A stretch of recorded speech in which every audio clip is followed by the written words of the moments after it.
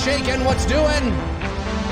My name's Dave McCrae, coming to you live from the VoiceMann Studios in Toronto, Canada. The date today is Friday, May the 14th, 2021, 12:14 p.m. Eastern Standard Time. This is episode 171 of McCrae Live. We got a big show today, and I have some breaking news for you. Exclusive. That Halloween fans may want to pay close attention to. If you know somebody who's a big Halloween fan, you may want to get them to tune in. I've got some interesting news. Nothing, I mean, you know, I got, it's, yeah. We'll talk about it at the top of the show here. We're talking, It's Me, Billy, as well. We dropped a TV spot, a 30-second TV spot today for It's Me, Billy. If you haven't checked it out, head to my channel right now and check it out. You can come back and watch this later. Check out the TV spot. That's not really a TV spot, obviously. That would cost a lot of money, and we can't do that. So, you know, but it's in the theme, in the vein of a 30-second TV spot. That dropped this morning. It's Me, Billy, TV spot, 30 seconds on the channel. Masters of the Universe. I was a big He-Man fan growing up in the 1980s, and Masters of the Universe, Kevin Smith's Netflix series, of course. New images released. I want to talk about that. That'll be maybe towards the end of the show. That's what we're doing. Hope you guys are having a great day today. A very generous super chat just came in from Rick W. Rick W. sends in $49.99. Thank you, Rick. Appreciate that. Never seen you in here before. Welcome, my man. Welcome. Welcome to the show, ladies and gentlemen. My name is Dave McCrae, and like I said, some interesting, a big show today, and I want to get this sort of off the top. Let me just make sure I'm got so many windows open up here. So let's, where are you guys? Where the hell did you guys go? No, that's not you guys. Where are you? There you are. Now I can see your lovely avatars. So let's talk about this. So this is some breaking news that I want to let people know. I will make a social media announcement about this on my social media. I was contemplating whether I would do a standalone video on it or just talk about it at the top of the show. I'll talk about it at the top of the show because it's not something that necessarily needs a standalone video per se, but I will definitely make a social media post about it. I have it under good authority that I know in a ballpark. I was talking to a source of mine from the States. I have several sources that I reach out to from time to time, or that reach out to me from time to time, that are very connected in one way or another. Some are very connected directly to the Halloween universe. Some are directly connected to the film industry. Some are, I have about three really, that I speak to from time to time on the regular. And I am here to tell you that, well, I mean, listen, it can be good news or it can be frustrating news, depending on how you want to look at it, depending on how you want to think about this, okay? So it's no doubt that this may come as a bit of a for some, or it may come as a bit of a, oh, okay, well, at least we kind of know, right? I'm talking about the Halloween Kills trailer, okay? Now, there are people that are eager to know when the Halloween Kills trailer is coming. Now, obviously, things can change. Info can change, okay? But this is somebody that I trust, that I, 100%, that's well-connected. And you can, again, it depends on how you look at it. The Halloween Kills trailer is not coming in May. Okay, it's not coming in May. And according to this source, and like I said, I can take this to the back. It's the same source I've used. It's not coming in June. It's not coming in June. You can expect it in July. This is, I feel very confident on making this prediction. Now, that doesn't mean that things can't change for whatever reason, but this is somebody who I trust, who I've reached out to before, who has given me info before, yeah. It's the same. It's the yeah, let's just put it there. I don't want to say too much because obviously I want to be very sort of mindful of this individual. Sometimes, you know, when you have certain people that are connected, you don't necessarily, you know, you don't divulge the source's name because you don't, well, I mean, I'm sure there are some people out there that don't divulge their sources' names because they actually don't have a source. For me, it's all about, you know, as somebody who works in the industry, you know, people get scoops, people get little insights and tidbits. I've given people insights and tidbits before and have said, don't mention my name. You know, it's part of the game. It's part of the game. But you don't mention certain people's names because you don't want to, you know, sometimes information is, you know what I'm saying? But sometimes it's kind of fun to get some scoops. So this is, like I said, you can take this to the bank on this. That doesn't mean that things can't change, like I said, okay?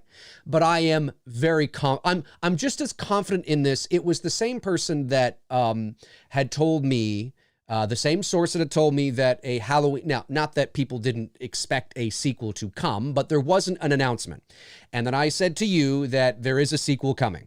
I didn't know the name yet. Nobody knew the name yet, but I said it's 100%. You can take it to the bank. I made a social media post on it. To be fair, was very sort of ambiguous because I was trying to kind of be cutesy with it. And then I think it was 2 days later, Collider.com officially broke the story. Well, this is the same source. So no Halloween Kills trailer in May, no Halloween Kills trailer in June. Can that change? Yes. This is an ever-evolving industry. Things can change. But generally speaking, when you're this close and you're locked in, again, they have strategic marketing plans in place. There are strategic, you know, they don't just drop images and trailers and posters arbitrarily. There is strategic marketing plans in place for specific reasons, right? So it may appear arbitrary to the average fan or to the average individual, but that's not how these things are done. So can it change? Is it possible suddenly you could see something in June? Well, I mean, anything's possible. But if we're this close and I'm receiving this information now, it's probably locked there. And so, yeah, so no trailer in May, no trailer in June. Okay. You know, take that what you will. You don't have to believe me if you don't want to, and that's okay. That's okay. But I wouldn't be divulging this information if I wasn't certain on it. Okay. I get a lot of info. And sometimes I speak to my sources who say, I'm thinking this, I'm thinking that, I'm thinking this, but I don't tell you guys about it. Right? There's a lot of info I get that is surface level that sometimes turns out to be absolutely true.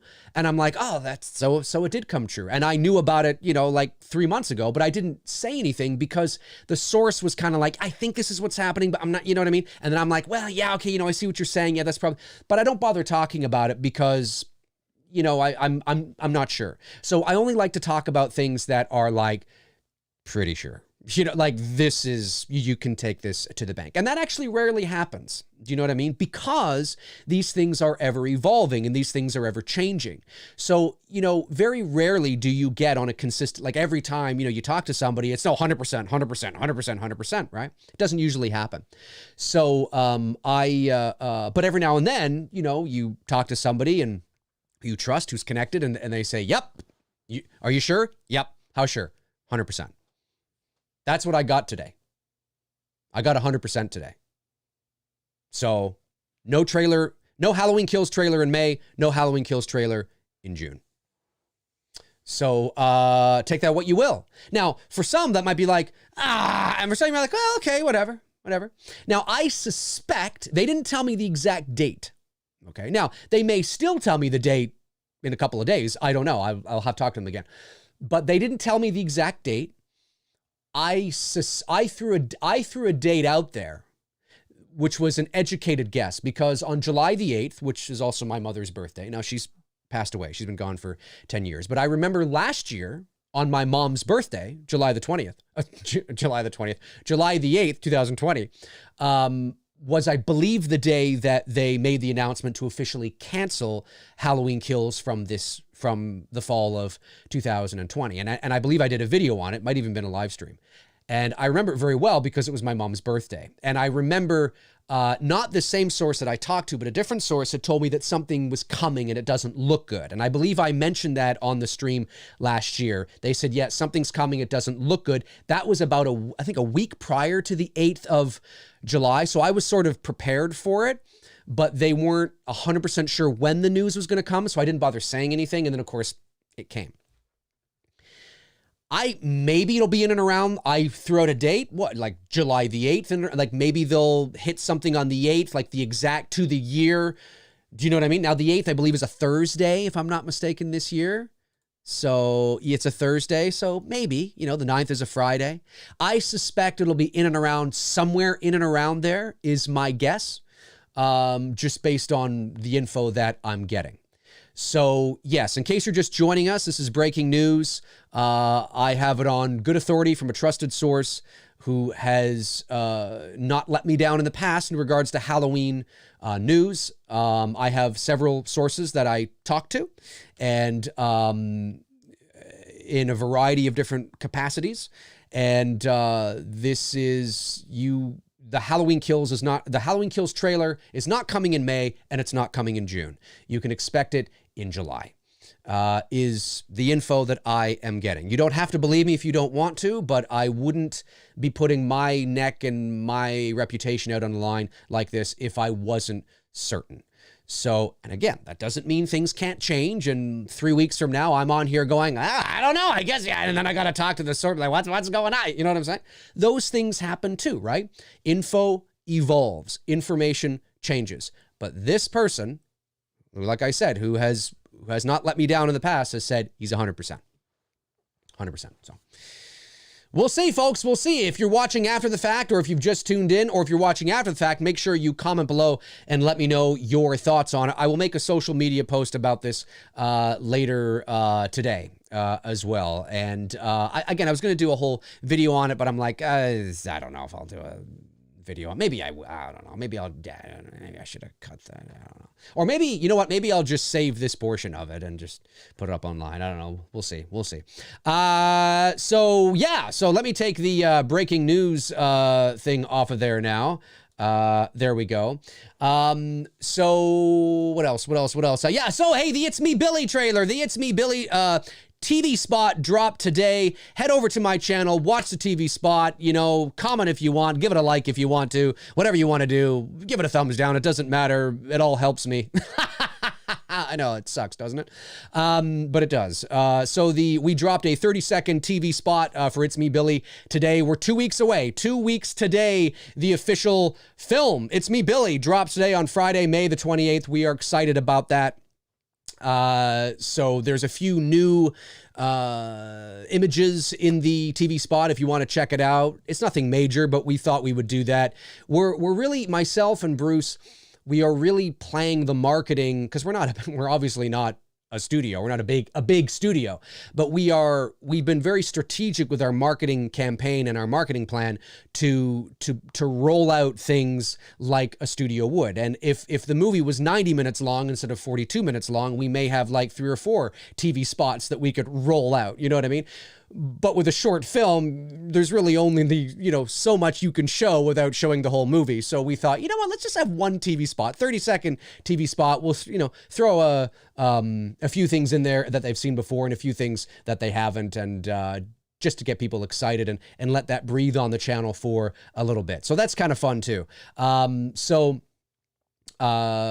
else? And then of course the Halloween Kills released an image today. Halloween Kills released an image today. And you've seen the image, you know what it looks like. I didn't think to bring it up. Can I bring it up here? Maybe I can bring it up here. Hang on a sec. Just give me a sec. I didn't think to do this. 1 second here. Do I still have it? Let's see here. Did I get rid of it? Oh, I guess I got rid of it already. Well, that goes to show you how much I cared about it. Let me see here. Hang on a sec, guys. I'm gonna go. Sorry about this, guys. It's been a very busy morning here for me today, and lots going on. So my apologies. Just give me a second. I'm just going over to Bloody Disgusting and going to... oh, actually, you know what? I have the fucking article up, too. I'm such an idiot. I'm such an idiot. What am I doing? I have the article up. I'm such a moron. This is how crazy it's been. That's the Masters of the Universe. I don't want to talk about that yet. I want to talk about this guy right here. So what we have here is your first look at, well, not your first look, a look at, this, okay, let's scroll down and see the full image here. So here's the full image that was released, Empire Magazine. You know, the Bloody Disgusting article, it doesn't say anything. It's just, you know, it gives you, you know, the basics of what to expect. It's basically all about the image. Now, I've received a lot of messages from people saying they don't like the image. It looks like crap. It looks fan-made. It looks this, that, and the other. It looks like cosplay. It looks, you know, whatever. I mean, I've received a lot of messages from people talking about this and being upset about it. And, well, here are my thoughts. The first time I, one second here. The first time I saw this image, which was this morning, like everybody, I thought to myself, I didn't hate the image, but I don't know if it's too high contrast, which maybe that's what it is. It's not like in terms of its composition, in terms of the idea of the photo, it's not bad at all. I mean, I like the idea. I like this. I'll tell you right now, you can harp on this all you want, but it's way better than that fucking Entertainment Weekly promo photo that they released with James Chew Courtney, which, you know, looks like he's lit up like a Christmas tree with big studio lighting. Looks like he's in the backyard of some barn and he's doing some sort of like Michael Jackson pose with the knife to his right. And, you know, all you need is, hoo, you know what I'm saying? You know the photo I'm talking about. This photo is way better. This photo in its current state is better than that photo. I'm just saying. But what is it about this photo that people don't like? Well, I think the reason is the aesthetic of the photo. It's not it looks like, and although cell phones can take amazing photos today, you'll understand what I mean when I say this, you know, the saying, it looks like it was shot on a cell phone. Now, even today and eventually very soon, that's going to be irrelevant because, you know, you can shoot amazing things on cell phones. But pretend this is 2009, right? And that saying had more weight, right? It looks like it's shot on a cell phone. It doesn't look like it's a photo from a Mark D3, like a Canon Mark D3 or, you know, something with like, you know, full frame lens. And it doesn't. It looks like somebody just went, hey, James, come here. Oh, dude, you got the knife. You got it. Okay, come here. Hang on. Wait. Awesome, dude. That's great. Yeah. Okay. See ya. No. Yeah. Okay. See ya. Like that's what it looks like, right? So it's got high contrast. Like the blacks are not crushed. It's more uniform in terms of the image. Everything just looks sort of, it looks like the log file of their footage. You know, it looks washed out. You know, it doesn't look as crisp and as treated. The image doesn't look treated, okay? And I think that's why some people are sort of taken back by it, is that everything looks washed out and bland, and it does. Now, you can take that and throw it into Photoshop and fix that. That's not a big deal. But that is, I think, the first thing I noticed. And when you compare it to the promotional image they released a few months ago of him standing at the top of the stairs, very different, right? Very, very different. That looks like an image that was treated ready for release. This looks like an image that just looks washed out, right? But the idea of the image is fine. I don't have any issues with the idea of the image. A few people have messaged me asking about the knife, saying the knife looks like crap. And well, the knife looks like the knife from the movie. It looks a little longer. I don't know if they've done something or if it's just the perspective of the lens. When you look at the actual, one second here, guys. Where's my mouse here? Oh, whoa, what's going on here? Oh, there we go. When you look at my, why can't it go over? Wait a second here. Hang on a sec. I'm not getting, oh, wait. Wait. No, that's not it. For some reason, I can't get the mouse over. Oh, wait, no, there we are. Yeah, there it is. So when you look at the knife, when you look up in here, it looks like the same knife from Halloween 18, which isn't a big knife. It's just a regular kitchen knife. Like the knife from Halloween, the original, is generally speaking, maybe it was back then, but generally speaking, it's not the type of butcher knife that you have hanging around in the kitchen. You usually have the size of, like, that style of knife is usually the size of the one that they had in Halloween 18. But it looks funny because we're so used to him having we're so used to the knife being a little more stylized, you know, in terms of its size and you know what I mean? And it looked kind of funny in the hand of James Jude Courtney. This looks like the same knife, but it looks a bit longer. Like they may have photoshopped that to make it look a little more intimidating maybe. But when I look at the handle, or it might not even, it may not even be the knife he's holding. I mean, it may be actually photoshopped in altogether. It wouldn't surprise me if info came out and we found out that this knife was actually not in his hand when this photo was taken. That's entirely possible as well. Because this does look, you know, the knife is blurred out. His hand is blurred out as well. So that's important there. I don't think it's a terrible image. I just think it's a bland image. Like, again, in terms of the aesthetic, the look of it, the idea of it is fine. It's just washed out. It's not treated. You take this image and you treat it appropriately. And if it looked as colorful and if the blacks were, you know, were crushed a bit more and you know, yeah, you had a bit more color. I don't think anybody would be complaining.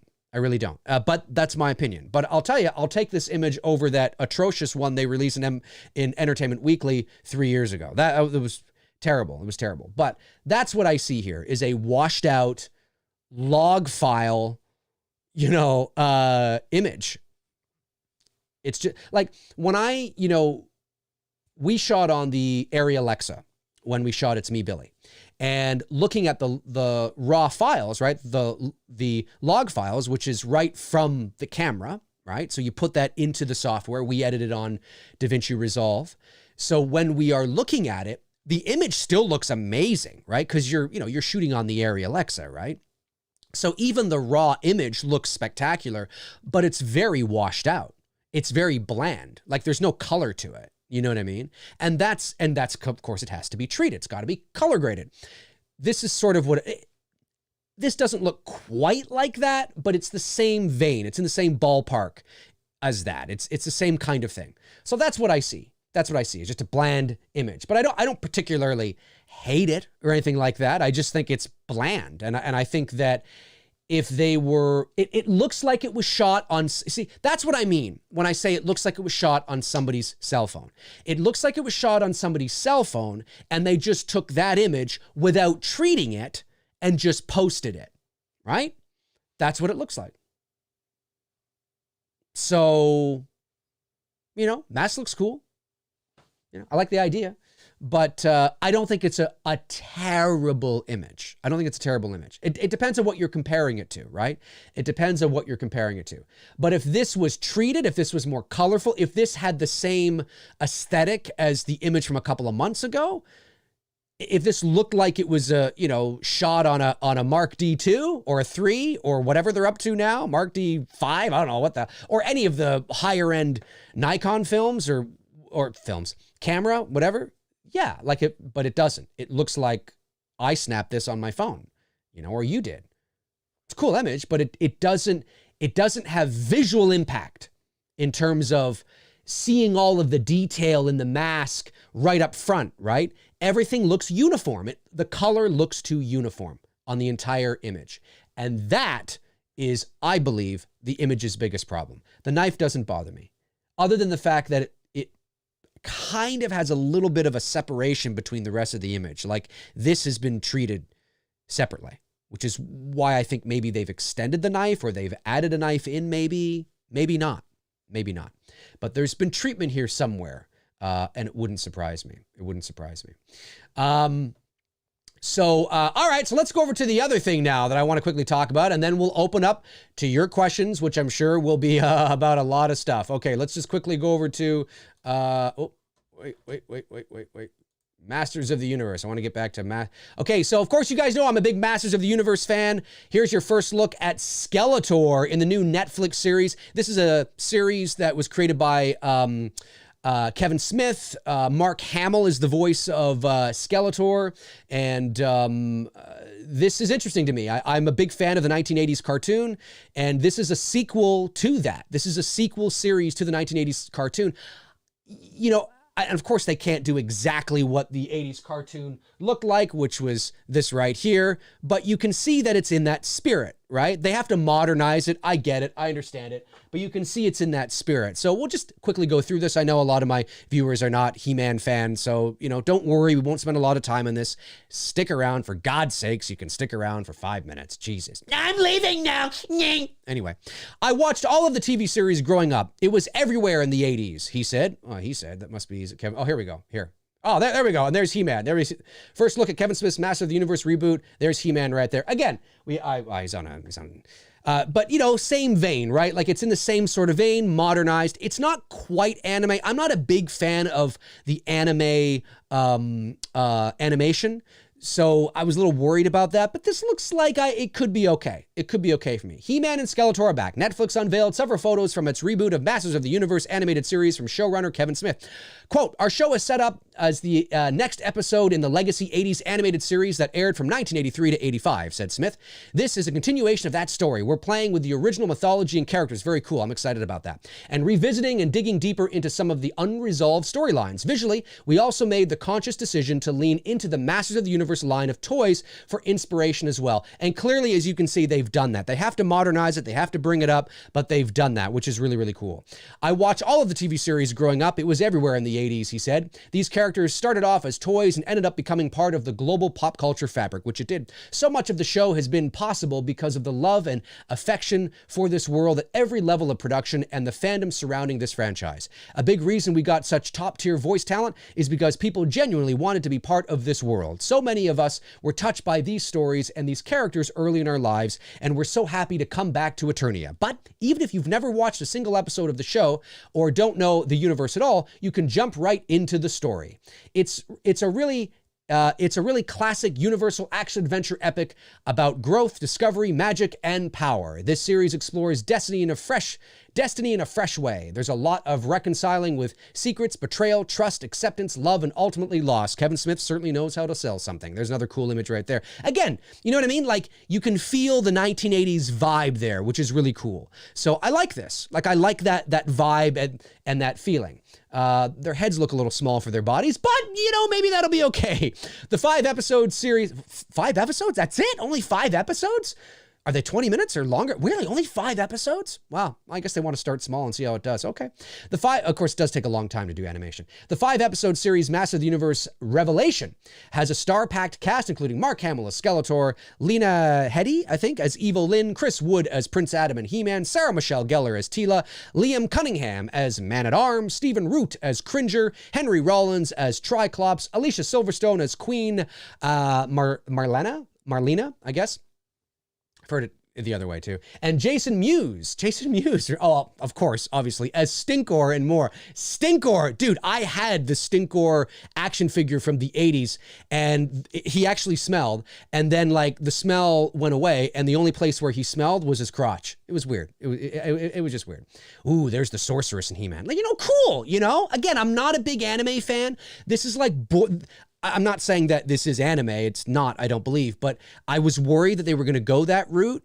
And this is okay. Like you know, I'll give it a shot. I'll give it a shot because I'm a big fan, obviously, of the original. Here's the official description. The War of Eternia culminates in Masters of the Universe Revelation, an innovative and action-packed animated series that picks up where the iconic characters left off decades ago. After a cataclysmic, battle between He-Man and Skeletor, Eternia is fractured and the Guardians of Grayskull are scattered. And after decades of secrets tore them apart, it's up to Teela to reunite the broken band of heroes and solve the mystery of the missing Sword of Power in a race against time to restore Eternia and prevent the end of the universe. Dude, I want to see this as a live action. I want to see this live action. Sony, do you still have the rights? Get on that, man. I'll help. I will help. Love that shot. That's a cool shot. Kind of reminds me of the Tyrannosaurus Rex in Jurassic Park when he's like, it's cool. Love that. Oh, Mossman, excuse me. I had Mossman too. That's cool. I like the way Mossman looks. That's really cool. I like that. And of course, Orko. Look at Orko, right? He's not, again, very reminiscent of the 80s cartoon, but a little sort of, you know, he's got that modern kind of, you know, I mean, again, it's not, if this wasn't He-Man, I wouldn't watch this. I wouldn't watch this. I mean, let's be honest. I mean, I don't watch cartoons anyway, unless it's Family Guy. But then again, that's a whole different ballpark, right? But I don't watch cartoons anyway. But I'm going to give this a shot because obviously it's nostalgia, it's He-Man, and it's a sequel to the original 1980s series. So if you're like, you know, somebody like me, my age in their 40s, who grew up with the original He-Man, this might interest you. And it's Kevin Smith doing it. It's got a pretty cool cast. The only thing I'm worried about, and God bless Mark Hamill, we love him. He's amazing, you know, absolutely. But is Skeletor going to sound like Mark Hamill? You know, or is he going to sound like, I mean, obviously he's not going to do the Joker. So I suspect he's going to go deeper with it. But am I going to be taken out of it because all I hear is Mark Hamill? And that's my only concern. Like, Skeletor is not only one of the most iconic villains in cartoons, he has the potential to be one of the most iconic villains ever of all time if they ever made the transition to live action. You know, it's got to be done right. I have videos on my channel where I talk about how I would do it, but I'm like, am I going to hear Mark Hamill? That's my only, that's it. No disrespect to Mark Hamill. I just, you know, when you listen to the new Child's Play, you do hear Mark Hamill, you know? So I'm just kind of worried that Mark's voice is so recognizable and so iconic, you know, are we going to be taken out of it? Like, I just hear Mark Hamill, you know? So we gotta, that's, you know what I'm saying? But he is a name, and I understand that could get people to watch it. Anyway, so Orko, I guess this is, I don't know who this is here. I don't know who that is, actually. This is supposed to be Teela. That's like, wow. And this is Evil Lynn. Okay, is it just me? And I know it's 2021, but these women got guns. These women look ripped. Like, seriously, these women look chiseled. Like, bulging, rippling biceps. These women could kick my ass and yours. They just look like 3 MMA fighters. That's what they look like. And again, that's obviously the conscious choice. Orko kind of looks like a cross between a revitalized Orko and the same Orko from the original series, which he is actually. I mean, all these people are supposed to be, but that it is the same Orko. He's just older now. Orko's an old man here. You know what I mean, or whatever. Anyways, it is what it is. It's cute. I like it. I have to admit, and I mean this. I mean no disrespect by saying this. Okay, it's just what I see. If I didn't know this was Teela, and I'm assuming that's who it is. I don't think this is a guy. There are masculine characteristics there. Right? I do see masculine characteristics in the women. And it was probably a topic of contention where they were like, you know, we want to make these women feminine because they're women, but we also want them to be strong and powerful. It's that balance, right? It's that balance between showcasing animated women as capable, competent, you know, being able to fight and hold their own, but also being feminine as well and having the femininity there, which is sort of all about the balance, right? I don't know if I had just seen the face, if I would automatically think, oh, this is a woman. It doesn't, I don't see that. I don't see that. This obviously helps because of the ponytail, and there's a little more feminine features, I think, in here a bit. And it all depends on the jawline as well. If you give women bolder features in animated cartoons, as opposed to cuter, more rounder features, and I'm not suggesting you do that, I'm just saying, I'm talking about this as a voice actor, as somebody who's done animation, I can tell you that when you create bolder features on a woman in animation, there is always that risk by them looking a little more masculine. And now maybe that was the intention here, right? I mean, it's fine. You know, I'm just saying that, you know, and we have to see them in motion, right? We're seeing them from sort of like a 3/4 view almost, you know, or like a side view, I guess, kind of. And we're not seeing them in motion. We're not hearing the voices to their characters, which will no doubt be female voices. And obviously we're not seeing it in context, right? We're just seeing this image. But These women got guns. That's all I'm going to say on that. Masters of the Universe Revelation is from Mattel Television and will be released July 23rd. Very cool. Very cool indeed. So comment below and let me know. Are you a big fan of He-Man? Are you a big fan of the He-Man world? Comment below and let me know if you're excited about this, because I am excited about this. All right, let's go over to the other screen and let's go to your questions. I have no doubt there will be a lot of questions here today. And in case you're just joining me, of course, we'll talk about whatever you want to talk about. Let me go back and look at the I know some super chats came in. Oh, there was a, hang on, now I got to go to the other goddamn thing. I don't know. I can't be the only one having problems with super chats. Let me go over to the, hang on, monetization, super chats. Just want to get you guys so I'm not missing anybody. Okay, here we go. So I know $49.99 from Rick W. Thank you so much. Kevin Brock sends in $49.99, excuse me, from Rick W. Kevin Brock sends in $4.99. Thank you, Kevin. And says, get your ski shined up, grab a stick of juicy fruit. It's me, Billy is gonna move ya. Take a knife, stick it in. No. I love it. I love it. I remember that ad too. Juicy fruit. I like juicy fruit. It was my mom's favorite gum. I like it too. Tony Cosgrove sends in $9.99. Says, Dave, just want to say I love what you do here. Sadly, today I attended the funeral of a friend. Oh, I'm so sorry to hear that, my man. And genuinely wonderful human being. Rest in peace, Al Hall. Al Hall. Al Hall is looking down upon you right now, Tony, and he is smiling. He is smiling and he's looking down on you and he's saying, buddy, I had to check out. You know, it sucks. I had to check out, but don't worry, man. Take my torch. I'm passing the torch to you to live a great life for me. You know what I'm saying? That's how we honor people. We shed some tears, we mourn them, but we know that they would want us to live our best life. You know what I mean? And that's important. That's what helped me through the death of my parents, is that, you know, obviously it's hard and you mourn and it's sad, and of course, right? And you give yourself that time to grieve and all that, of course. And, you know, you don't put a time limit on it necessarily, of course. But it always helped me knowing that my mom and dad certainly would want me to pick up the pieces and live my life to the fullest, right? They wouldn't want me to not do that, you know what I'm saying? So I'm sure Al would feel the same way. So my condolences to you, Tony, and to Al's family. Kevin Fishgall sends in $5 and says, why would the knife be the same if he lost it after getting hit by the police SUV? He never recovered it. Love the channel, by the way. Billy's back. Billy is back. Why would the knife be the same? Well, again, we don't know if that's the knife he's using. This is just a promotional image. It's important for people to understand that not everything you see in promotional material, whether that's images, whether that's trailers, whether that's concept art, whether that's, you know, advertising, is in fact exactly how it's going to be in the movie. You know, for example, many promotional images, I mean, will we see an exact shot in Halloween Kills with Michael holding the knife from that perspective, the image that was released today? No, probably not. That's a promotional image, right? There's many promotional images that studios will release because that's what they are. They're just promotional images. They work well for hype. They work well for promotional material, right? It's like Halloween 1978. Is there ever a scene in that movie with Michael Myers looking over the banister holding a butcher knife? No, but it's one of the most iconic images in the history of Halloween, right? It's a promotional image, right? Sometimes you see promotional images that are variations of what you see in the movie.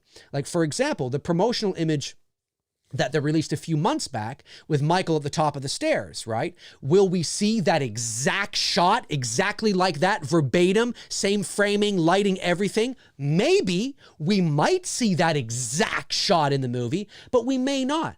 It may be a shot of him at the top of the stairs, but it might be from lower, it might be from higher, it might be to the left instead of the right. You know, it might be closer, it might be, you know, it might be further away. We don't know, right? We know that there's a scene in Halloween 1978 when Laurie falls over the balcony, the banister. She's on the stairs. She gets up. Michael, Nick Castle, comes to the top of the stairs, right? He comes around the top of the stairs and he stands there. But is that the promotional image that you see, the black and white image that you see of Michael at the top of the stairs? No, it's not, right? But it's supposed to be that moment, that scene, right?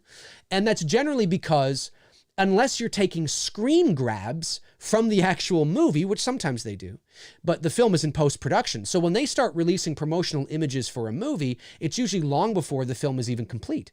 Now, with the pandemic and everything going on, that's a different story. The film's been complete for quite some time. So if they wanted to take screen grabs from the movie, they could. But there's also on-set photographers, and their goal is to take promotional images like that. So just be mindful that just because you see an image of Michael holding a knife doesn't mean that he's ever going to hold that knife, doesn't mean that he's holding that knife anywhere in the movie, right? It's Michael Myers. It's an image of Michael Myers with a weapon. You know what I mean? Could it also mean that he has that knife? Yes, it could mean that, but they're not mutually exclusive to each other. That's basically what I'm trying to say, right? We have to be careful of that and just remember that.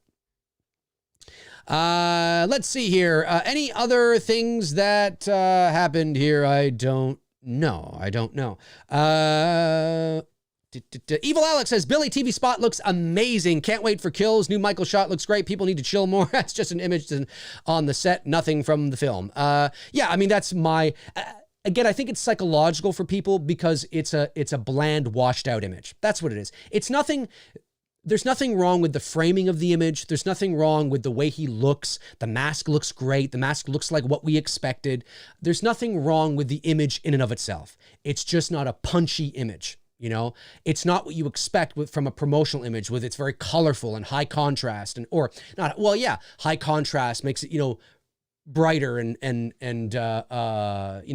deeper blacks and richer colors, basically, is what I'm saying. No, it just looks like it was shot on the set. It looks like it's it looks like it came directly from David Gordon Green's cell phone, and he just sent it via, a JPEG to, Empire, right? I mean, that's what it looks like. And I think some people may not know how to articulate that, but in my opinion, I think that's the big problem. Now, if you don't like the way the knife looks and you don't like the way he looks and you don't like the framing, oh, well, fair enough. I mean, you're entitled to that. But my first reaction to that image was, oh, this looks very bland and washed out. It doesn't look like a treated image. That's what I noticed on it. Chester Franklin Jr. says, Dave, do you think John Carpenter, Cody Carpenter, and Daniel Davis used the same theme from Halloween 18 for Halloween Kills? Yeah, I think so. Some variation of, I'm sure. Well, there will definitely be new music, but I think they will do that as well. Rebel Rick says, how you doing, Dave? Pretty good, my man. What was your favorite part about shooting It's Me, Billy? My favorite part about shooting It's Me, Billy was just how, I guess the entire experience, I've said this before, but the entire experience of shooting a movie was, again, a movie at this level was exciting, but it wouldn't have been that way if Bruce and I were not as prepared as we were. And that's one of the compliments that we got from our cast and crew was how prepared we were. But the more prepared you are, it shows more respect, not only to yourself as a filmmaker or to the project, but to your cast and crew, so you're not getting to the set figuring out. Again, that doesn't mean that ideas don't come to you and things don't change. They do, because, you're in the moment but I think just how smooth it went and how everybody got along. And like I said, that's not always the case when you shoot a movie. I'm not naive. I understand that the next movie I shoot could be the complete opposite of that. Who knows, right?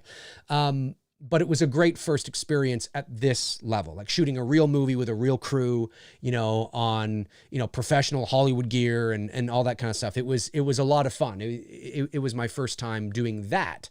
So it was a good first experience, So I think it was just the whole thing, just the whole, like, being there. And yeah, it was just the whole thing, and it was amazing. It was awesome. The cast and the crew were top-notch professionals through and through. I would never hesitate to work with them again. And hopefully they feel the same way. I think they do, but you never know. Let me see here. The Smoky Zest says, I'm excited for He-Man. I never watched any of the films or TV shows growing up, but I'm interested in Mark Hamill as Skeletor. Well, there's only one movie, which is the 1987, I believe, Dolph Lundgren. Oh God, that's a terrible. He looks like He-Man, but he's a terrible He-Man. He looks like him though. Bad movie. Frank Langella as Skeletor was really cool though. He was really cool. But just a bad movie. But the 80s cartoon, I never watched the later cartoons because I was too old when, they were around, or I wasn't really into them. But the classic Filmation 80s cartoon from the early 80s. I had all the toys and Castle Grayskull and Snake Mountain. I think there's so much potential there for a modern live action film. And yeah, you have the risk of, you know, it's dated now and it's been kind of out of the pop culture for a while, and it could end up being like a John Carter of Mars sort of thing. You know what I mean? But man, there's so much potential there. Oh my God. Like there's potential for, and I mean this. Now I know you Star Wars fans may be like, oh, that's blasphemous to say. And yeah, on paper I could understand.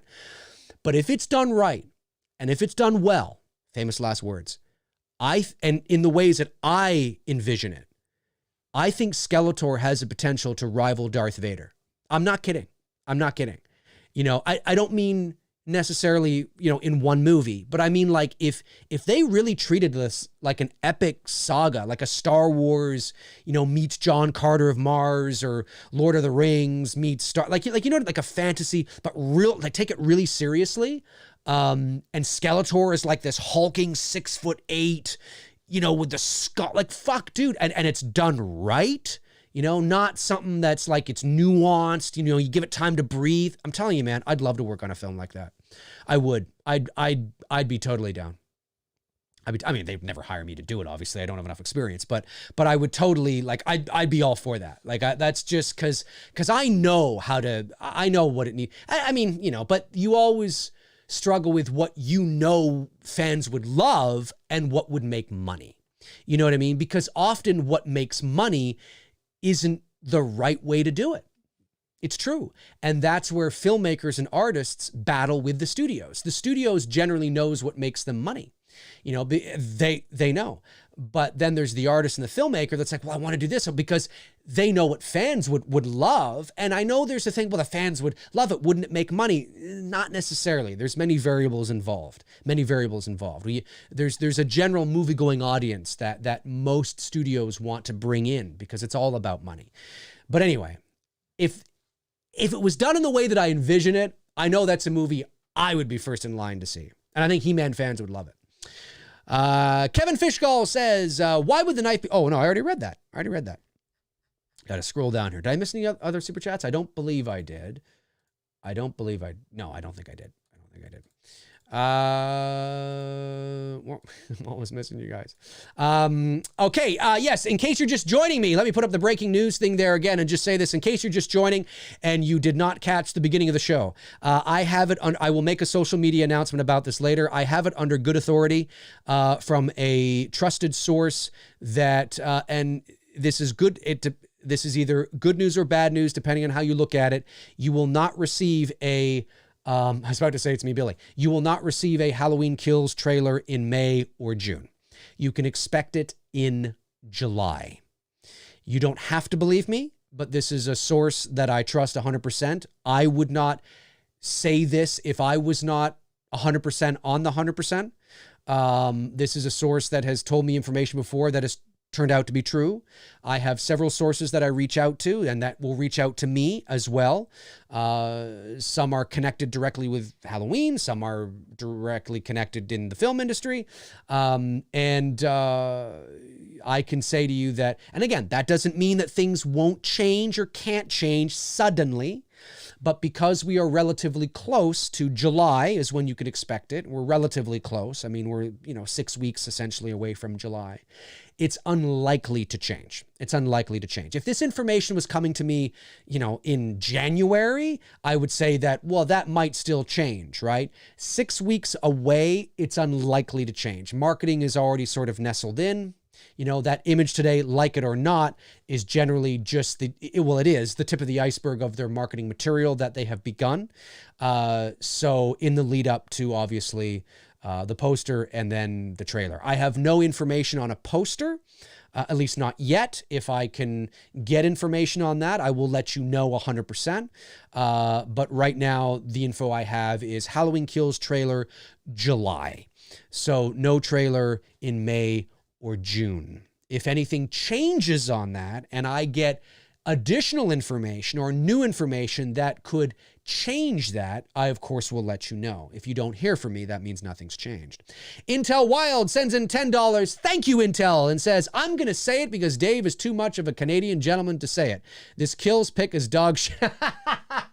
No, I actually don't think it's dog shit. I'm sorry to say, I don't think the image is dog shit. I just don't think it's what people expected from a promotional image for Halloween Kills. So if you think of it that way, then you could say, well, it's dog shit, right? In comparison to, right? Because what are we comparing it to, right? What are we comparing it to?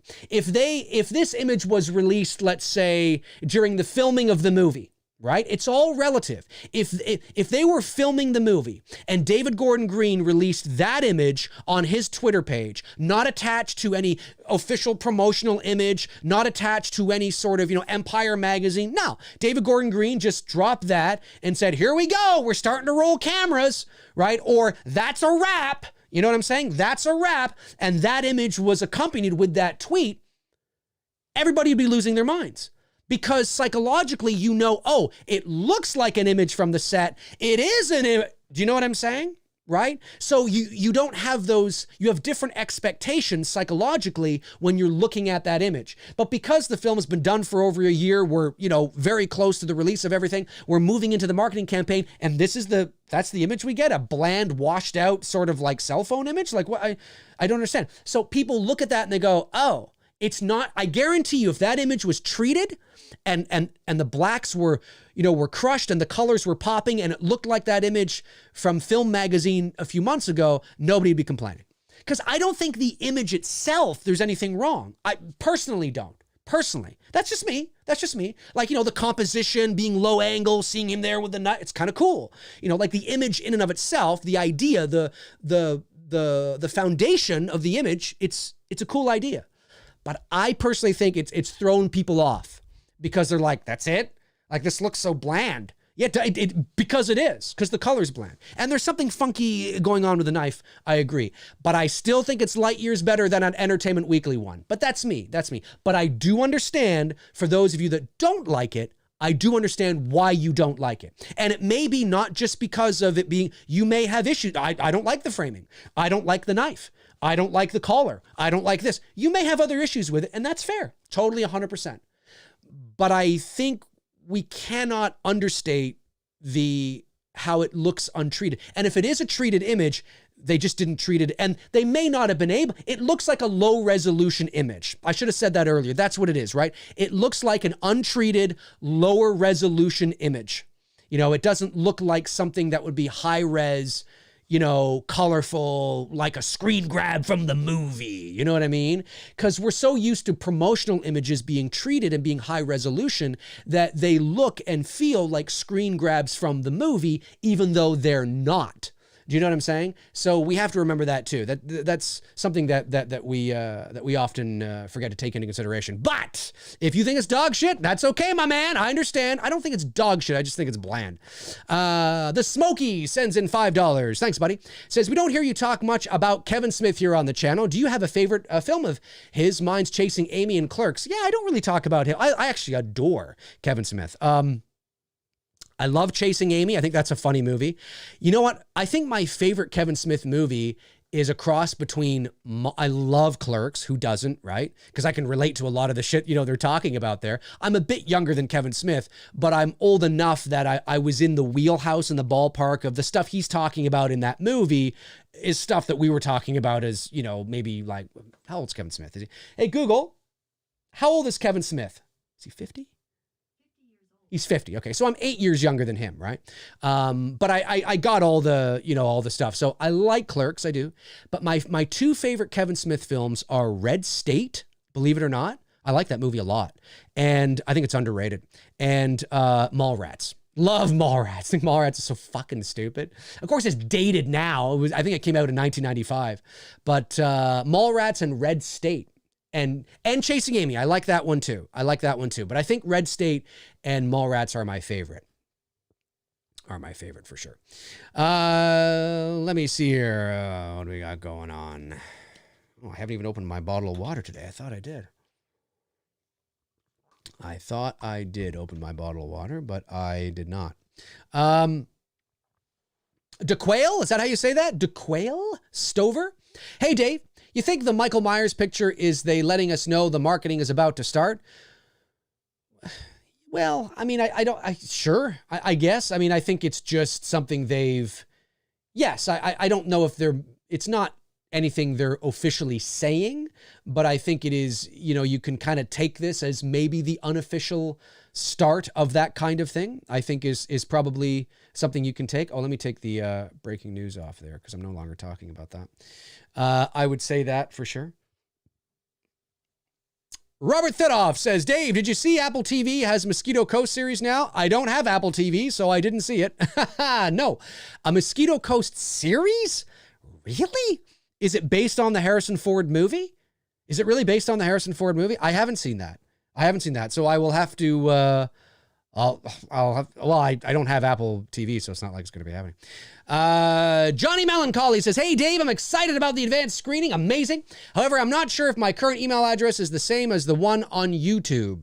Okay, well, whatever you log into, into YouTube, right? Like whatever this account is right now, right? Whatever email address you're using right now, that's the one I have to send you.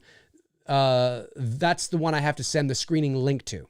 So if the email address that you've been getting the It's Me Billy updates on is that same email address, then that's fine. I'll just send it to that email address. But if you're getting emails from me to, Johnny dot something or other that, and it's a different email address, you have to email me and let me know what email address is the Johnny Melancholy account from. Because it's a private link that I have to, it's not just a link you arbitrarily send out. It's a private link that will only work. It's not an unlisted link. It's a private link that will only work for those who are specifically invited. So, make sure you check that out. Jonathan Ball says, I didn't like Red State, way overrated. But Clerks, Mallrats is great. I disagree. I thought Red State was great. I think it's underrated. So there! Barry Kicks Ass says, I don't mind waiting that long for a trailer. I like it better that way. Well, yeah, it's not that long. It's 6, again, I think the second week of July is probably when it's going to drop in and around that area. I may still upload a standalone video actually right after this and just kind of maybe do a quick thing talking about it so there's so it's not in here. I just, this info came to me this morning, so it was hot off the presses and, hot off the press, I guess I should say. And, so I wanted to talk about it right away, and give people some insight, but I still may upload a quick, 5-minute thing, afterwards. We'll see. Wolfman's got nards. Barry, my man Barry says, I had to make a fan poster for Dave's It's Me Billy. I just had to. Oh, you did? Well, that's amazing. That's cool. Or are you kidding? But if you're not kidding, that's awesome, Barry. Let me know when it's done. I'd love to see it. Ryan Olshow. Yeah. Sorry, buddy. Would you have wanted Loomis and Michael to be in a scene together in H6 like they did in H4 and H5, then had them kept apart? I've never thought about it. Sure. It wouldn't have, sure. But I've seen them in a scene together in H5 and that didn't help that movie. And H6 is a cataclysmic bomb. So it wouldn't have made the movie any better. So I couldn't care less really at the end of the day, but but it's always nice to see those two characters in the same room together. That is always a nice thing to see, of course. It's classic, right? It's nostalgic. I definitely understand that. I understand that. Let's see. Duke Fleed says, Dave, how many views do you expect for It's Me Billy's first day? I have no idea. I get asked that a few times, and I'm very realistic with how It's Me Billy is going to do. I think it's not Halloween. It's not Friday the 13th. It's not Elm Street. If I had done a Halloween, I'm disappointed I'm disappointed at the reality, but it's also, I'm not upset about it either, because it is, when I say I'm disappointed, I shouldn't say that. I'm I'm content with the reality, I should say, that it's just not going to do Friday the 13th numbers. You know, it's not. I mean, really, It's Me, Billy. If it ends up with 20,000 views total, I think it's probably a more realistic benchmark. You know, some people have asked, do I think it'll do Never Hike Alone numbers? Or Never Hike in the Snow. It's like, no, of course not, because it's not Friday the 13th. Nobody gives a shit about. I mean, I hate to say it, but in the big picture, right? In the big picture, nobody cares about Black Christmas. Nobody gives a fuck about Black Christmas. I do. You might. Nobody does. There are still so many people that don't even know it exists. There was somebody that commented on my trailer, was it the teaser or the official trailer, and said, I've never heard of the movie that this is based on, but I'll watch it. Something like that. And it's like, it's just one of those movies, right? Now, maybe, ironically, It's Me, Billy will actually help Black Christmas, right? And maybe it'll do very well because it'll bring some eyes onto the original, it'll bring eyes onto our sequel, and all that kind of stuff, right? But I'm just realistic with the expectations. I'm not doing a high production value Halloween fan film where it would make 20,000 in a day. You know what I mean? It's just... Now, maybe it'll do well. Maybe it'll make a couple 100,000 views. Maybe it will. But that's not like I'm realistic because I understand the demographic. I understand Black Christmas's popularity in horror and pop culture. I understand its lack thereof of popularity and awareness in horror and pop culture, right?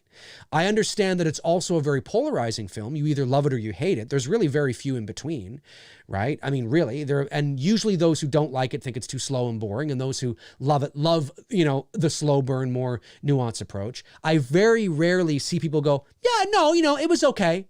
Like, usually it's either side. So there's a lot going, and it's not a series, right? And it's not Jason Voorhees. It's not Michael Myers. It's not Freddy Krueger, right? It's Billy. And so my fingers are crossed, but I'm very proud of the work we've done. I'm proud of the marketing campaign that we've launched. I'm proud of the cast and the crew and the film. I'm proud of the film. I think I'm very proud of it, and hopefully it will resonate with the right people, and that's what it's all about. Do you know what I mean? I'm very, very proud of it. I mean, kudos to everybody involved. It looks as cinematic as it comes, So, but yeah, I would, it'd be nice to get maybe a couple thousand on the first day. That'd be kind of cool. But who knows what kind of traction it'll get too. I mean, maybe other online sources beyond Bloody Disgusting will pick it up as well, right? And shout out to them. I mean, they've been nothing but great in covering our film, and I sincerely, I know on behalf of the cast and crew, we sincerely appreciate that. And who knows, maybe it'll gain some other traction elsewhere too, because I think it's something worth, I think it's something worth talking about and worth seeing. Yeah, I know I'm the guy that made it, but I still think, I think it's made well enough to be talking about, that's for sure. So, but we'll see. Who knows? Maybe I'll be completely blown away and it'll get 50,000 views in its first month or something. Who knows, right? You never know. But I have realistic expectations based on the property and the IP and a number of factors, right? You know what I mean? You got to have realistic expectations. But man, if our film can hit 50,000 views or something, that fucking incredible. That'd be incredible.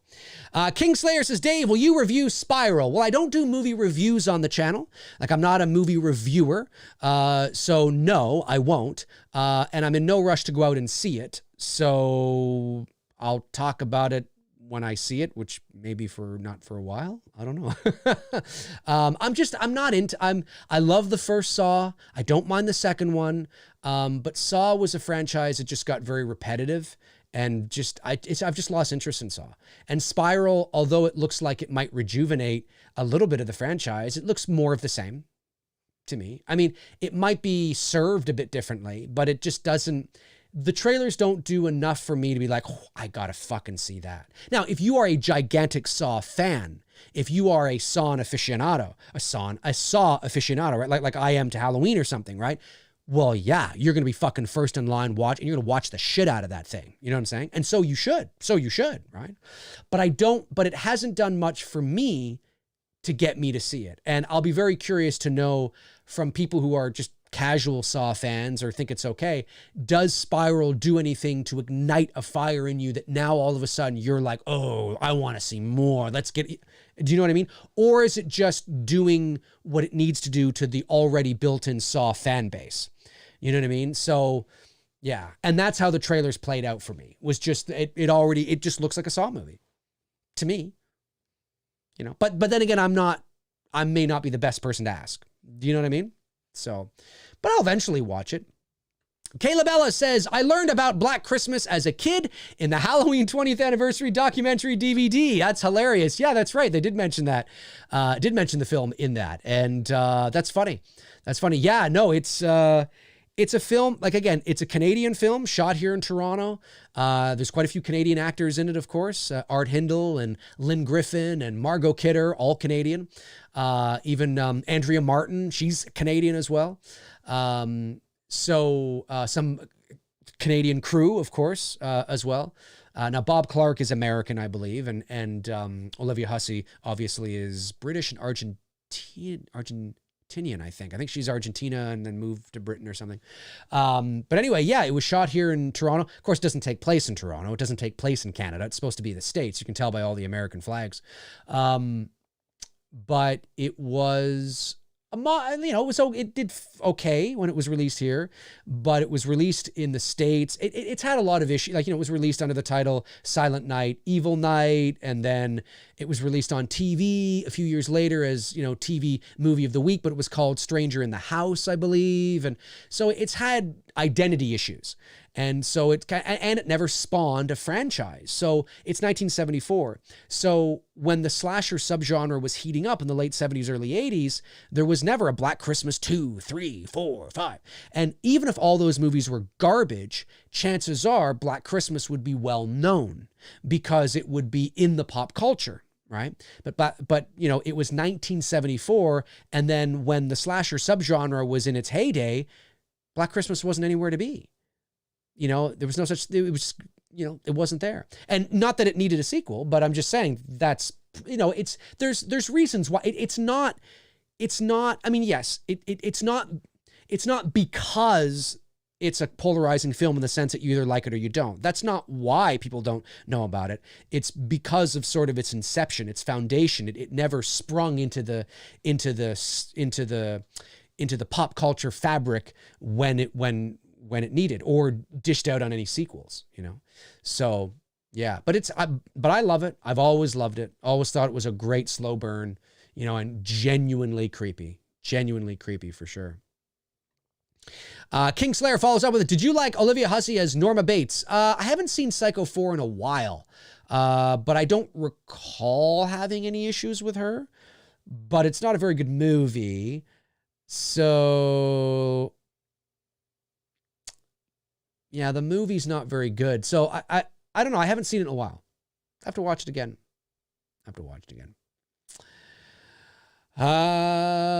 Daniel Palma, excited for May 26th. You mean the 28th?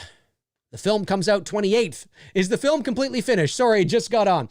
Yes, the film is locked. All picture is locked. All sound design is locked. Now, there's still a few things that, of course, we're doing, obviously, that keeps us busy. But the film is completed. It's 42 minutes long. That is the TRT. That's the total runtime, 42 minutes. And it is locked. And so that includes credits. All TRTs do. If you ever hear that a film is 92 minutes, 91 minutes, an hour and 36 minutes, that's generally with credits. That's the total runtime. Studios don't usually, as far as I know, release TRTs that are, without credits to make any sense. The credits are part of the movie.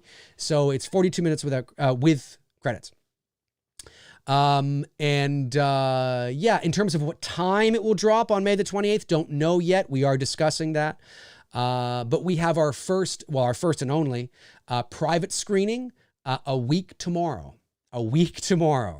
Is a private screening for cast and crew who are able to make it. It's not mandatory, of course, but those who want to see it and are able to make it. And then, of course, also for those who picked up the private screening perk on the Indiegogo campaign will also be in attendance as well. And then there is a review embargo.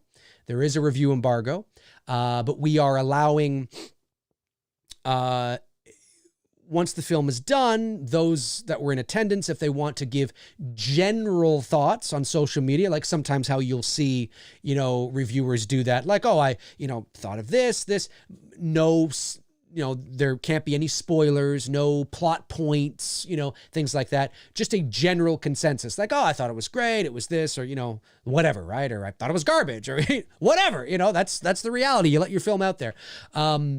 So we are allowing that. So I don't know who's attending in terms of the general public. There's a few people I know that have social media followings that will attend. So you may or may not see an It's Me, Billy general consensus review pop up somewhere. But the review embargo in terms of spoilers, anything like that, is in place until the movie is released. So, but that's exciting. So, yeah, not long now, man. Not long now. Hard to believe. David Coe sends in $4.99. Thank you, David. Says, do you see anything regularly in films that annoys you? For me, it's a lot of forced exposition. Yeah, I guess it's that annoys me. Something that annoys me. Films that annoy me. It used to be, although I'm not seeing it too much anymore, but in the 2000s, there was a period of about 10 years there where, for whatever fucking reason, films were color graded in this teal orange, like every film was like in this, especially action movies or whatever, had like this teal orange color grade. And I just was so bloody annoying. It was like it was like stock filter. And it was like, what are you doing? Why is it that used to annoy me? You don't really see that anymore. They've got away from that, thank God. Yeah, forced exposition. Well, there's the old saying, right? You're supposed to show and not tell. Now, that's a general rule of thumb. Sometimes telling is required, but it's not that you tell, it's how you tell it. Is there motivation for the characters to be telling you this information? Because they're not telling you, they're telling whoever is in the scene with them. Does it feel organic for them to be having this conversation? Are they just literally standing in a room, looking at each other talking? Or are they going for a walk and talking? Are they eating and talking? Are they, what's the character motivation? What's the situation? What's the motivation for one character to start the conversation with the other one, right? It's not that tell is not necessary, but it's in the ways that you do it. If it feels forced and shoehorned in, it can be read and come across as very breaking the fourth wall and going, oh, hey, in case you didn't know, here's what's going on. That you want to avoid that. But there's nothing wrong with exposition. It's all in how that exposition and what the character's motivations are for delivering that exposition. Where are they? What are they doing? Right? Why are they telling this now? Why are they having this conversation now? Does it make sense to have this now? Or does it feel like they're just bringing people up to speed? Do you know what I mean?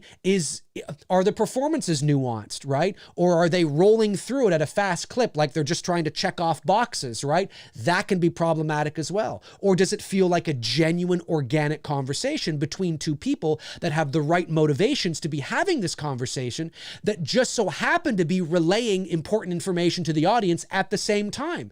That kind of that's how you do exposition correctly, right? But if there's an opportunity to show something instead of telling it, that's always the preferred manner as well. But sometimes it's impossible to show something depending on budget, depending on cost, depending on logistics and location and all that kind of stuff can play a factor in too. So I agree with you though. When it's clear that it's forced exposition, it can feel sort of, yeah, like they're telling you in case you didn't get it, right? But it's a balance. Exposition is a balance. It's all about character motivations, the people in the scenes. Why are the characters having this conversation? And if it feels legit and natural based on the performances and the characters because they have agency and all that, then it should relay okay. It should feel organic. Like, I believe these characters are having this conversation, not for my benefit, but for their benefit. You know what I'm saying? That's what it's for, right? Exposition has to be relayed in a way where it feels that the characters are having the conversation for the characters' benefits, right? Not for the audience. But we just happen to be, you know, we reap the benefits of that, if that makes any sense. But I agree with what you're saying. Let's see here. Unimpressive media. Unimpressive. I like that.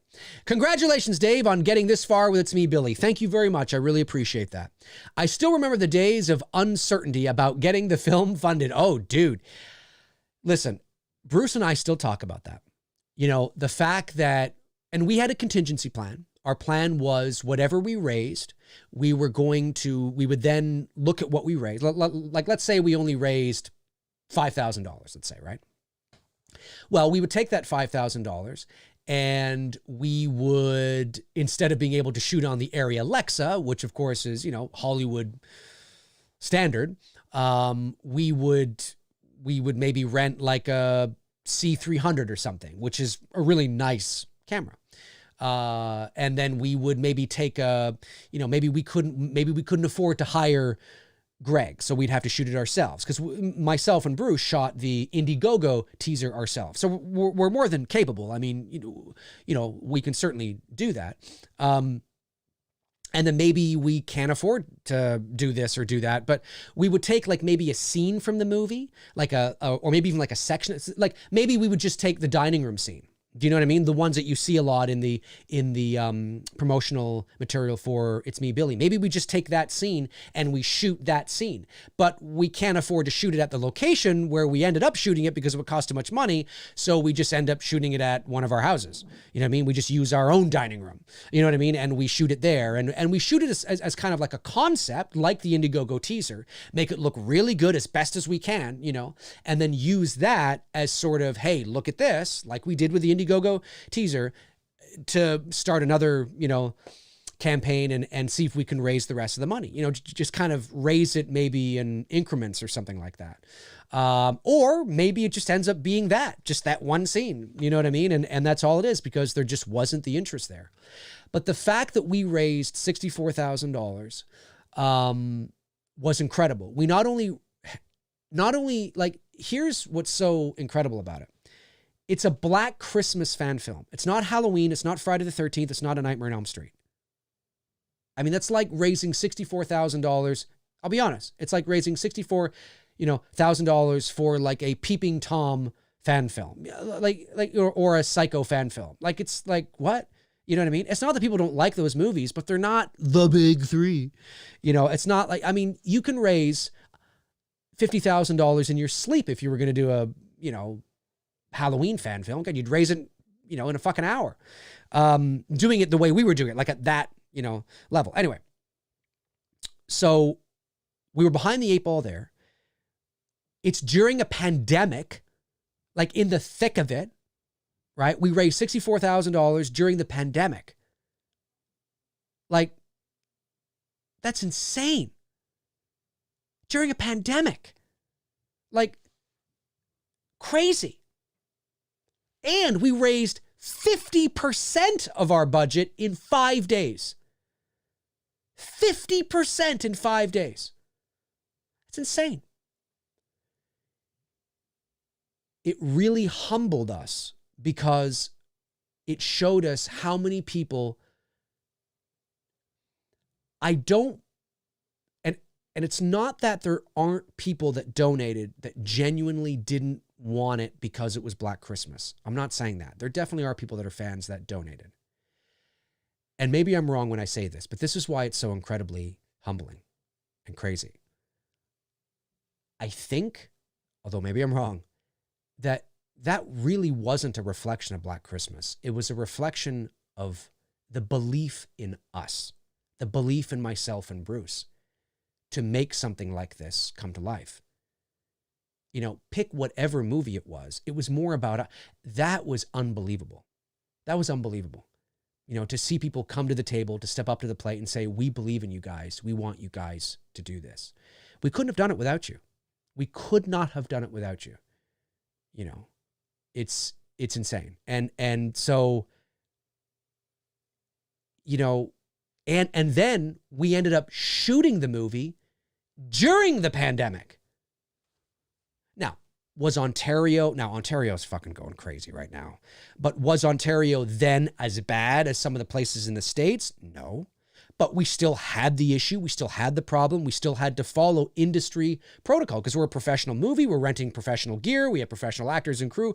We can't just, you know, fake it. We got to go through the, you know, the actual proper protocols and procedures as it relates to the film and TV industry in the province of Ontario. We did that. We shot it. Like, I mean, it's insane that we were able to do this. So we raised the money during a pandemic. We shot the movie during a pandemic. We edited the movie during a pandemic, but that's not a big deal. You can edit whatever you want during a pandemic, but that, so yeah, it's in crazy. It's in crazy. It's crazy to think. And I am forever grateful and appreciative of your love and support and belief in the project. I sincerely mean that. I mean, it just was mind blowing to me. I had no idea how, I mean, I knew we'd raise a little bit because obviously I have a channel and I have a following and I know people would donate, but I mean, you know, it's crazy. It's crazy. And for the record, I've said it before, but I'll say it again so people know, because people tend to ask about it, you know, from time to time. The $60,000 we asked to raise was not an arbitrary number. Okay, it's based on the budget breakdown of what we needed to make the movie. We don't just sit there and say, so how much do you think we need? I don't know, 60. Sure, let's go with 60. No, we had a budget, we had a breakdown, we had spreadsheets. We knew what we needed to make this film, and Bruce and I made nothing from it. We didn't take a single penny. Everything went into the movie. So you guys are incredible. Incredible. Sincerely. Colin Altman says, Dave, how big of a role do you think Lindsay Wallace will have in Halloween Kills? I think it'll be, I think she's in it a fair bit. It's not a cameo. Let's just put it that way. It's not like she's in it for like 3 minutes. She's in it. Take that whatever you want. I know this, so take that. Mikey Film says, I myself am a fan of the original Black Christmas. Oh, sorry, you're not a fan? Maybe you mean? But I donated because I believed you could make an amazing fan film, and I really cannot wait to see it. Well, thank you, Mikey, and you're a great supporter of the channel, of course, and a great patron. And really appreciate you saying that. And it was amazing to see people step up to the table. It's like how cool is that? You know, seeing this, it's just awesome.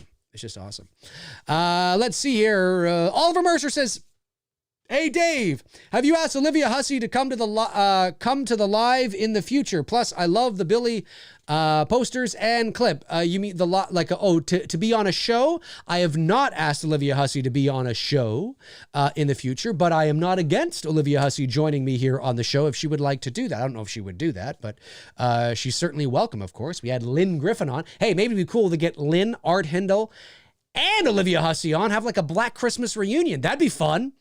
I'm down for that.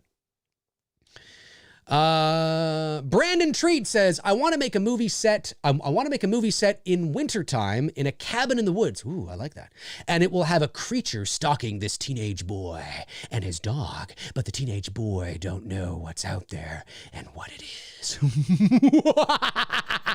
I love it, man. I love it. Yeah, no, I think write it down. Write a little bit of a treatment, right? Write a treatment, you know, maybe start writing a script or something like that so you have the basic premise of the story and things like that. Sounds cool to me. I like it. Let's hear. Barry Kicks Ass says, I love all the Friday the 13th movies. King Slayer, in my opinion. Jason X is the worst, though. Oh, you guys talking amongst yourself. Okay, cool. Yeah, Jason. Oh, X. Fire on. Flicks with Joe says, hey, Dave, how do you think they will incorporate Lindsay Wallace and Tommy Doyle into Halloween Kills? Do you think they'll interact with Laurie or Allison? I can't tell you without that being a spoiler. Let's just say I don't think you're going to have issues with that. Tommy Doyle, not Tommy Lee Wallace, Tommy Doyle and Lindsay are not in the movie for like 2 minutes. Okay, let's just say that. Like they're substantially in the movie. So we'll just say that. But I don't mean that substantially like they're in every moment of every scene. I just mean that they're not, it's not like, you know, an Alfred Hitchcock cameo where you see him in the background for 2 seconds. You know what I mean? Brandon Treat says, will It's Me, Billy get a limited theatrical release? I don't know if you're being, I assume you're joking. I will answer this as if you're serious because it's hard to read, tone in text. I assume, obviously, you're kidding. But obviously the answer to that would be no, because obviously it's a 42-minute movie. Short films don't play in theaters, and we don't own the IP, so we couldn't play it. I mean, we could rent out a theater and play it in a theater, but we couldn't charge you to go see it. Do you know what I mean? So, because we can't make money off of it, or we charge and the money goes to charity or something like that. You could always do that, but no, it'll be online only. It'll be online only for free, because it has to be. So, unfortunately, no, it will not wind up on Netflix or anything like that. Jamie Wadman, 4.99 pounds, £4, man. Thank you. Says, just found your channel and through wham. One more time. Wham. Mike and Jay. Fantastic content, Dave. Thank you very much, Jamie. Appreciate that, man. And welcome. You are welcome here, my bud. Neil Rook sends in a £5 as well. Says, Dave, in Black Christmas 74, when Barb is stabbed to death, is the actor who plays Billy in that scene the director Bob Clark or someone else? I don't believe that's Bob Clark. No. No, that's not Bob Clark. I don't know if it's the gentleman who is Billy on the phone. It might be him. I forget his name. Oh, what's his name now? It's an Italian name. I almost forget it. It may be him, but it may not be him either. I don't know who that was, but I don't believe that's Bob Clark. When you look at what Bob Clark looked like, it doesn't fit per se. The build, the hair. I don't believe it was Bob Clark. Maybe it was, but I don't think so. No, I don't think so. Let's see. 2 more minutes to go. Then I might do that standalone video just to get that out of the way. I might do that actually. Oh, yeah, I'm a busy guy. 4 text messages. Matthew Reed says, so pumped for you guys. You have been my favorite channel since I got into the YouTube horror talk. Very cool, Matthew. Thanks for saying that. And sparked my interest in Black Christmas, which I now consider one of the greatest horror films, dude. We can bond over that, my man. We can bond over that. Yeah, it is. I think it's underrated. Maybe it's one of those things that for people who watched it, and look, I admit it is a slow burn. It's not like when somebody says, I didn't like it, I thought it was boring and slow. I'm like, what? What the fuck you talking about, man? It's high octane fucking action. No. It is. It's slow. It is slow. But maybe it's the kind of thing you got to watch a couple of times. Maybe if it is an acquired taste for you, maybe you have to acquire a taste for it, and watch it. Now you know what to expect.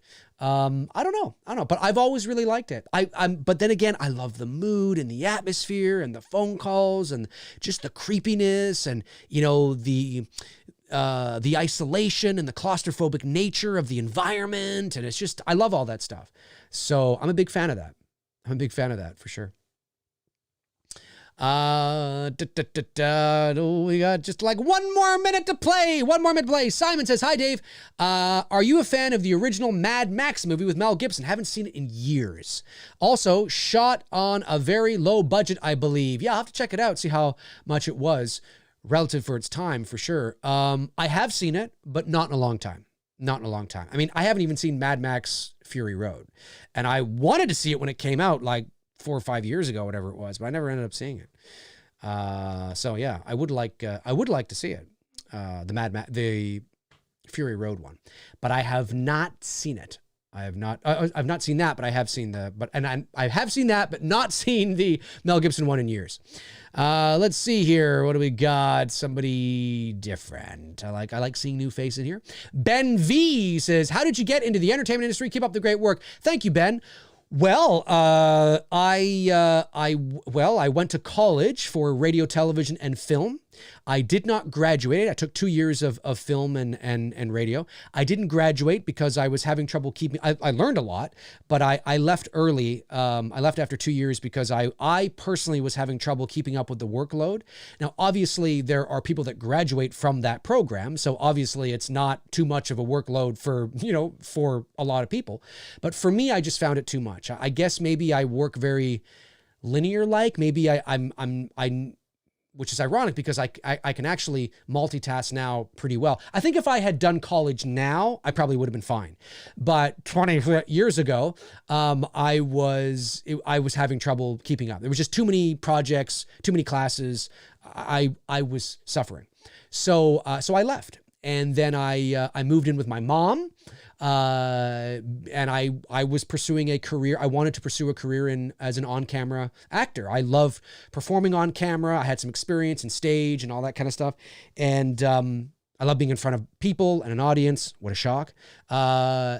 And then so I got an agent in Toronto, and Toronto, of course, we moved to this area. Toronto, of course, is the New York and LA of Canada. There's two places in Canada you want to be if you want to get into the entertainment industry, and that, of course, is Toronto and or Vancouver.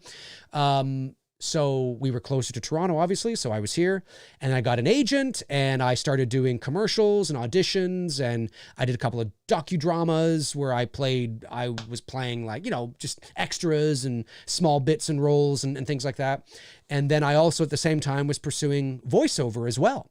And then about 2003, I broke my teeth playing road hockey, right? Street hockey.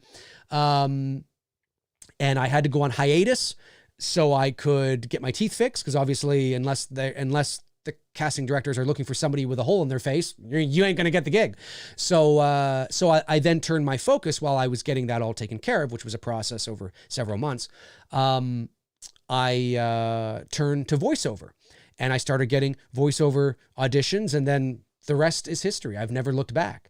I would love to do more on camera. It is actually my first love, believe it or not, is performing on camera. I've won awards in high school and in college and stuff for that. But I fell into,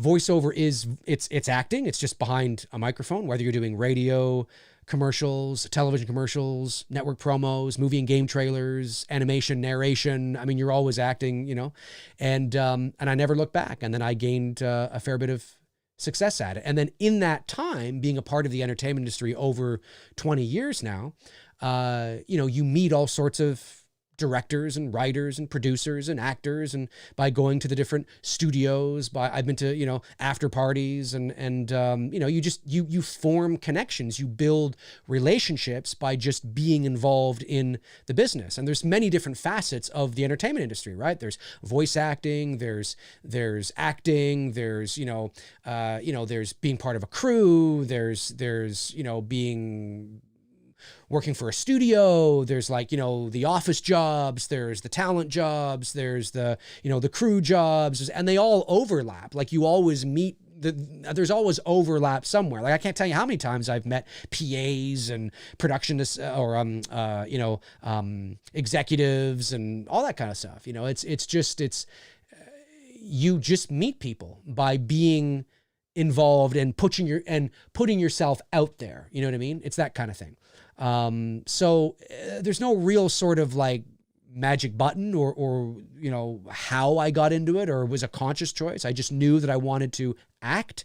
So I made the conscious choice to get into the business. And then once you get into the business, you, by the process of just being in it and being active, you got to be active, and you have to put yourself out there, and you have to reach out to people and make connections.